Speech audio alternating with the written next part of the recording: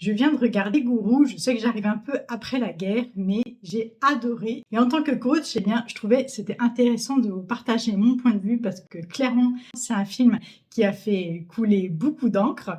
Et clairement, il y avait ceux qui étaient contre le film et ceux qui étaient pour. J'ai pas vu beaucoup de coachs qui étaient pour, mais j'en ai quand même trouvé quelques-uns. Donc j'avais hâte de le regarder pour me faire mon avis. La première chose que j'ai appréciée, c'est que tout au long du film et tous les événements qui vont se passer pour lui mettent en avant la complexité de l'être humain. Parce qu'avant d'être coach maths, c'est un être humain et nous sommes des êtres complexes. Et cette complexité, c'est vraiment le cœur même du film et c'est très très bien interprété. Et tout au long du film, on va voir que Matt va se perdre dans sa vie malgré la bonne volonté qu'il a, malgré les bonnes pratiques qu'il a, ses morning routines avec ses bains glacés et tout ça.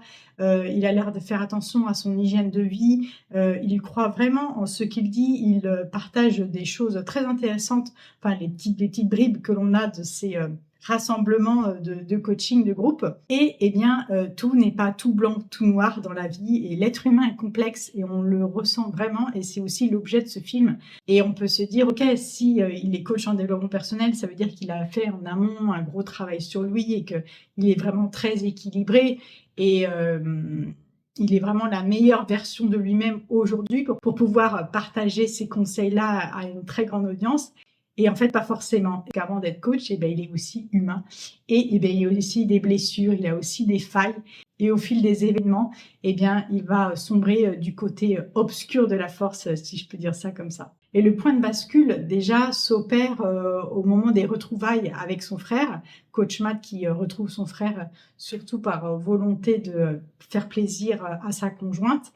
Et là, ça met en évidence que tout ce que l'on ne traite pas, tout ce que l'on veut oublier, refait surface à un moment donné ou à un autre. Et donc, si on a des problèmes, qu'on les met sous le tapis en disant non, c'est bon, j'ai réglé, je suis passé à autre chose, au fond de nous, c'est peut-être pas le cas et à un moment donné, ça reviendra.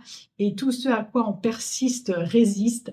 Et donc, c'est une bonne piqûre de rappel, ce film, que c'est important de venir traiter nos blessures, nos problèmes, et on en a tous. Et c'est important de voir la vérité en face. Il s'identifie vraiment à sa réussite professionnelle et à son statut de coach reconnu nationalement pour justifier de sa valeur. Et donc, on voit tous les mécanismes et la puissance de l'ego. C'est très, très intéressant de voir ça. Le nom du film Gourou nous interpelle sur ce que c'est un gourou et aussi notre rôle que l'on a, parce qu'on peut facilement s'identifier, surtout dans le développement personnel et la spiritualité aussi encore plus, d'un gourou en mettant cette personne sur un piédestal, en l'idolâtrant, et c'est ce qui se passe aussi, on le voit avec un gars dans le film. Ça rappelle l'importance de notre libre arbitre aussi. C'est pas parce que peu importe la personne, qu'elle soit suivie par 1000 personnes, par 10 millions de personnes sur les réseaux sociaux ou qu'elle remplisse des salles du Zénith ou autre, peu importe, partout dans le monde, peu importe, on a notre libre arbitre. Et c'est pas parce que la personne dit ça qu'on est obligé d'être d'accord avec elle. C'est important de prendre du recul par rapport à ce que toute personne peut dire, que ce soit dans la sphère personnelle ou professionnelle. On n'est pas non plus obligé d'avoir un avis sur tout. C'est vrai qu'aujourd'hui, on nous demande beaucoup d'avoir un avis sur tout dans l'instantanéité.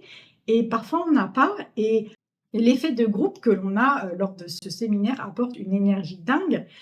C'est le but recherché. Mais ne pas oublier que voilà, ce qui peut plaire à une personne ne nous plaît peut-être pas forcément. Et c'est ok, c'est pas plus mal. Et c'est pas parce qu'elle le dit qu'on est forcément obligé d'être d'accord avec elle. La notion de discernement, de libre arbitre est vraiment mise en évidence avec ce personnage qui va vraiment idolâtrer Coach Matt, qui va le considérer lui comme son ami ou en tout cas la personne idéale. Et en fait, nous sommes tous humains avec tout ce que ça comporte, notre part de lumière, mais aussi notre part d'ombre. Donc c'est une bonne piqûre de rappel par rapport à ça.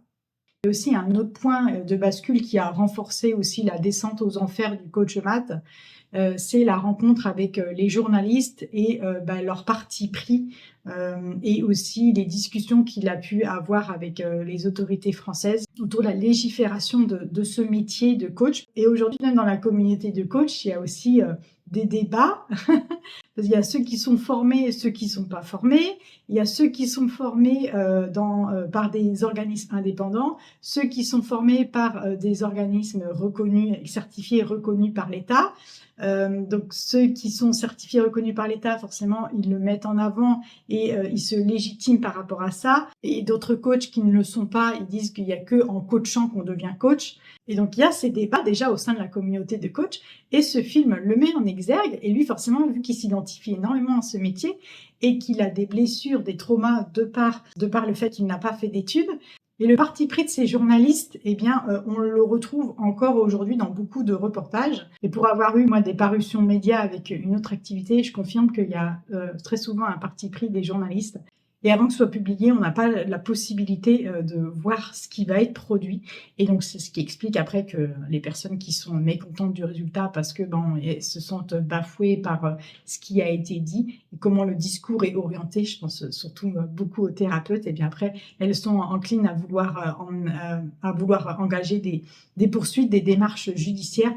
Et donc, c'est ce qui se passe aussi avec le coach maths, où il croit qu'il va venir répondre à des questions et expliquer son métier. Et en fait, il est pris déjà à partie et bien ça va déclencher les autres événements qui vont se passer par la suite. Et je terminerai par un point qui est très très important, c'est l'importance de bien s'entourer. Et plus on monte vers le succès, plus on monte vers la notoriété et vers l'impact que l'on peut avoir auprès d'autant de personnes, plus c'est important d'être bien entouré.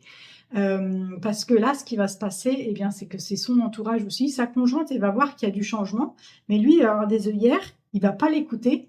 Et c'est un de ses collaborateurs qui va aussi l'entraîner dans cette descente aux enfers en tuant son frère, bien sûr à sa demande, mais il va quand même contribuer à la mise en scène que son frère n'est peut-être pas si bienveillant qu'il paraît et peut-être qu'il lui cache quelque chose dans son dos. Et forcément, quand on a du succès, il y a de la jalousie, les personnes elles veulent faire comme lui. Et donc, c'est très très précieux d'avoir des personnes de confiance qui nous soutiennent et puis qui peuvent peut-être nous remettre sur le droit chemin si on serait tenté d'emprunter un mauvais chemin. Je pense à la chanteuse Taylor Swift, par exemple, qui, grande chanteuse internationale, succès de folie et qui est suivie de près en tournée par sa famille qui travaille avec elle. Et d'avoir ce cocon de personnes qui la connaissent vraiment profondément en dehors de son rôle de chanteuse, justement, eh bien, c'est Taylor. Et je pense que c'est très très précieux et ça l'aide aussi à garder les pieds sur terre, à avoir une sécurité intérieure, une sérénité intérieure et de se consacrer vraiment à sa zone de génie. Voilà ma critique du film et ce que j'en retire de concret, de positif à garder en mémoire. Le jeu d'acteur de Pierre Ninet est absolument incroyable et m'a permis de passer un super beau moment. Mais tous les acteurs même, on voyait vraiment leurs émotions dans leur regard, dans leur visage.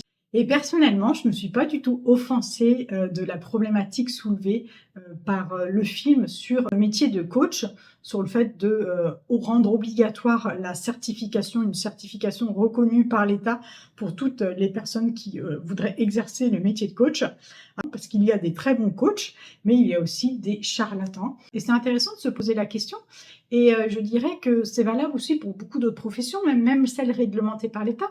Si je prends l'exemple des notaires, donc eux, eh bien, ils ont forcément suivi une école et une formation reconnue par l'État, d'accord? On ne peut pas s'installer notaire du jour au lendemain comme ça.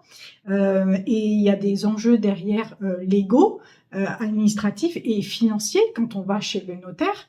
Généralement, on débourse de l'argent et c'est pour faire les choses dans les règles de l'art. Et il peut arriver que des notaires ne fassent pas les choses dans les règles de l'art, détournent un petit peu la réglementation, acceptent des pots de vin, enfin, vous voyez.